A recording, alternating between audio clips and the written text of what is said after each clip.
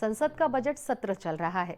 इस दौरान समाजवादी पार्टी के राष्ट्रीय अध्यक्ष अखिलेश यादव ने संसद में महाकुंभ हादसे को लेकर सरकार को घेरा है। सपा अध्यक्ष ने कहा महाकुंभ में मृतकों का आंकड़ा जारी किया जाए। इसके साथ ही उन्होंने कहा कि संसद में मृतकों के लिए 2 मिनट का मौन भी रखा जाए। 2 मिनट में खड़े होकर कुंभ में मारे गए लोगों के लिए मौन रखूंगा। साथ ही साथ उन्होंने कहा सर्वदलीय बैठक बुलाई जाए। अखिलेश यादव ने संसद में यूपी की योगी सरकार को घेरते हुए कहा प्रचार किया गया था कि 100 करोड़ की तैयारी हमने की हुई है। अगर सरकार मेरी बात को झूठा करार दे रही है तो 100 करोड़ लोगों की व्यवस्था की बात नहीं की गई थी तो मैं इस्तीफा देने के लिए तैयार हूं। जहां सरकार बजट का आंकड़ा दे रही है, आंकड़े देने से पहले महाकुंभ में मारे गए लोगों के भी आंकड़े देने चाहिए। और इससे ऊपर ये बात जो वहां पर और हुई, अध्यक्ष महोदय,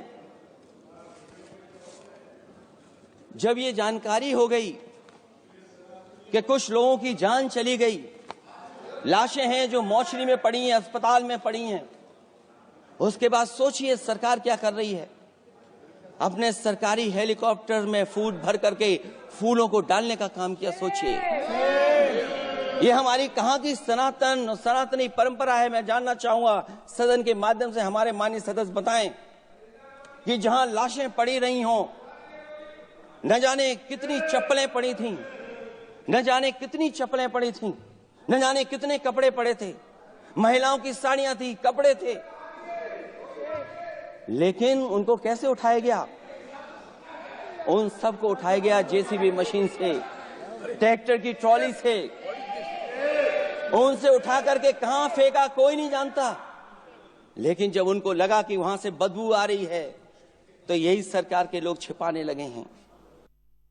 वहीं इस पूरी खबर पर हमारे संवाददाता राजेश हमारे साथ जुड़ गए। राजेश, जिस तरह से आज सीएम योगी आदित्यनाथ को घेरते हुए अखिलेश यादव संसद में दहाड़ रहे हैं और इस बात का बार बार वो जिक्र कर रहे हैं कि आस्था की जगह पर लोगों की हत्या हुई है, इस पर क्या अपडेट है आपके पास? महाकुंभ को लेकर वो लगातार घेर रहे हैं।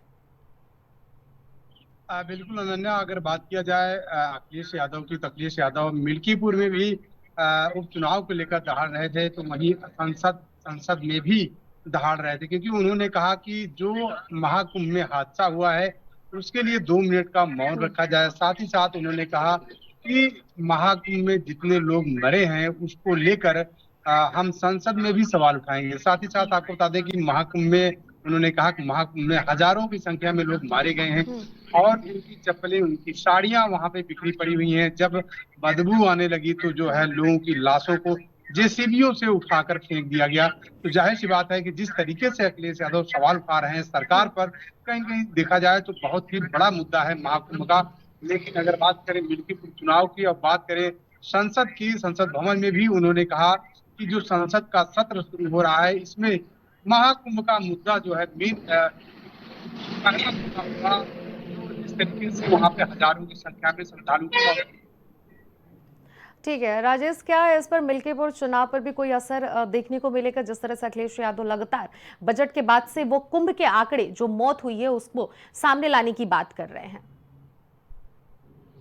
बिल्कुल अनन्या, इसका असर बिल्कुल अगर देखा जाए तो मिल्कीपुर के उपचुनाव पर भी पड़ सकता है, क्योंकि जिस तरीके से महाकुंभ में हादसा हुआ और हादसे के बाद जो है तुरंत सीएम योगी आदित्यनाथ के हेलीकॉप्टर से फूलों की वर्षा की गई उन्हीं श्रद्धालुओं पर। एक तरफ जहां चीत्कार मची हुई थी, वहीं दूसरी तरफ फूलों की वर्षा की जा रही थी। कहीं न कहीं देखा जाए तो ये बहुत ही बड़ा मामला है, बहुत ही बड़ा मुद्दा है और ये मुद्दा मुझे लगता है कि मिल्कीपुर के चुनाव में जरूर सामने आएगा।